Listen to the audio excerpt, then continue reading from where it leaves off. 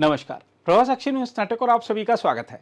जम्मू कश्मीर की राजनीति एक बार फिर गर्मा गई है। आम आदमी पार्टी की जम्मू कश्मीर इकाई के अध्यक्ष और विधायक महराज मलिक को जन सुरक्षा अधिनियम के तहत हिरासत में लिए जाने के बाद डोडा और चिनाब घाटी में विरोध प्रदर्शन तेज हो गए हैं। इसी बीच नेशनल कॉन्फ्रेंस के अध्यक्ष और पूर्व मुख्यमंत्री डॉक्टर फारूक अब्दुल्ला ने इस विवाद के लिए उपराज्यपाल मनोज सिन्हा को सीधे सीधे जिम्मेदार ठहराया है। फारूक अब्दुल्ला ने कहा है कि कानून व्यवस्था उपराज्यपाल के नियंत्रण में है। डोडा में जो कुछ हो रहा है उसके लिए वही जिम्मेदार हैं।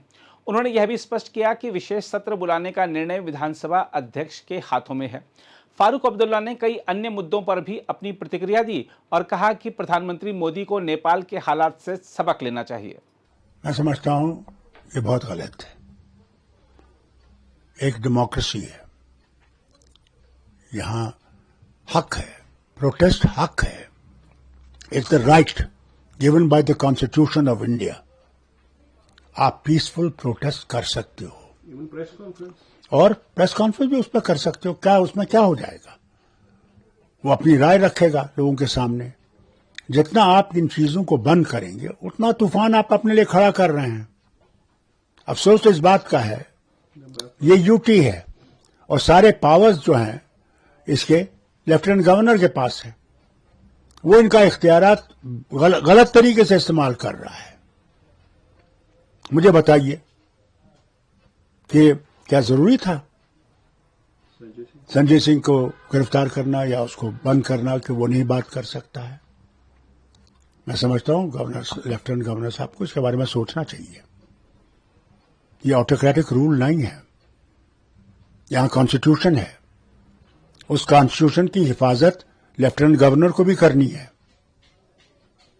और अगर उसकी हिफाजत नहीं करता है तो मुझे अफसोस से कहना पड़ता है उनको डरना चाहिए जो नेपाल में हो रहा है। नेपाल की सिचुएशन कैसे खराब हुई? आज हालत यह है कि उनका कॉन्स्टिट्यूशन खत्म हो गया है, वहां कोई हुकूमत नहीं है। और बांग्लादेश का हाल देख लीजिए। इसलिए मैं इनसे गुजारिश करता हूं, इसके पहले कि हमारे वतन में भी ऐसी आग लगे, कॉन्स्टिट्यूशन का ख्याल रखे और उनके हदों से बाहर मत जाइए। कोई यहां पत्थर नहीं मार रहा है, बात करना चाहते हैं, और बात करने से हमें आप रोक रहे हैं, तो ये क्या बात है? बहुत अच्छा इंसान है जनाब। मैं कहता हूं आपसे, ये बहुत गलत है, बहुत गलत है। मैं तो इसे समझता हूं ये गलत होना है। ये डेमोक्रेटिक राइट्स इसको खत्म करना चाहते हैं। हो सकता है ये कुछ भी कर सकते हैं, मगर मैं ये कहूंगा, इनसे बार बार कहूंगा कि आईन का खंडन मत कीजिए, हमारे लिए और मुसीबतें मत खड़े कीजिए। हम पहले एक तूफान से निकल रहे हैं, ये जो सैलाब आया है और बुरी हालत है, लोगों के घर चले गए हैं, जमीनें चली गई हैं। उसके बाद जो पहलगाम के बाद हुआ है, सारा टूरिज्म ठप हो गया है। आज रोड बंद हो गया है, 8 दिन से बंद था। महंगाई आसमान से छू रही है। गरीब आदमी जाएगा तो जाएगा कहां?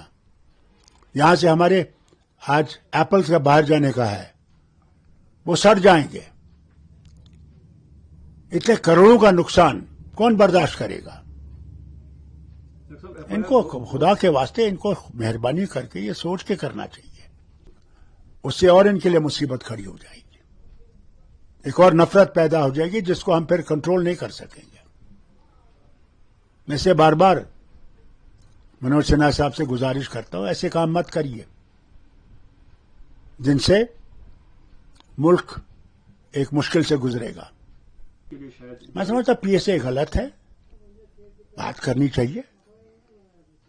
उसने अगर गलती की है, जो गलती उसके सामने पेश कीजिए। मुझे उम्मीद है कि वो माफी मांगेगा उसके लिए। और जेल बंद करने से कुछ आपको हासिल नहीं होगा। बहुत चीजों से हुई है। सबसे बड़ी चीज तो वो करप्शन था, वहां हर तरफ से था, और बेकारी बदहाली इतनी थी कि बयान नहीं कर सकते। और बेकारी हमारे वतन में भी कम नहीं है। इसके बजाय कि हम उसके लिए रास्ते निकालें, हम उन चीजों को इस्तेमाल कर रहे हैं जो हमारे लिए मुश्किलें खड़ी करेगा आगे के लिए। प्राइम मिनिस्टर, उसकी बीवी को भी आग के अंदर जलाया गया था। पता जाने कितनी उसको जख्म कितने हैं मैं नहीं जानता, क्योंकि कोई इन्फॉर्मेशन नहीं है, वहां सब कुछ बंद है।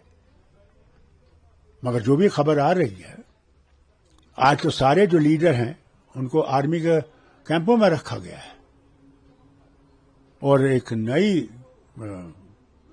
पौध जो है वो खड़ी हो गई है। इससे हमें सबक सीखना चाहिए। स्टेटहुड तो इनको देना पड़ेगा, आज नहीं तो कल। ये कब तक इसको बंद कर सकते हैं? ये गलत बात है कि ये समझते हैं कि ये बंद करेंगे। ये बंद नहीं कर सकते। अगर आप भी लेना चाहते हैं देश दुनिया की तमाम जानकारी तो आज ही सब्सक्राइब करें हमारे चैनल को। साथ ही नीचे दिए बेल आइकन को जरूर दबाएं ताकि हर अपडेट आप तक पहुंच सके।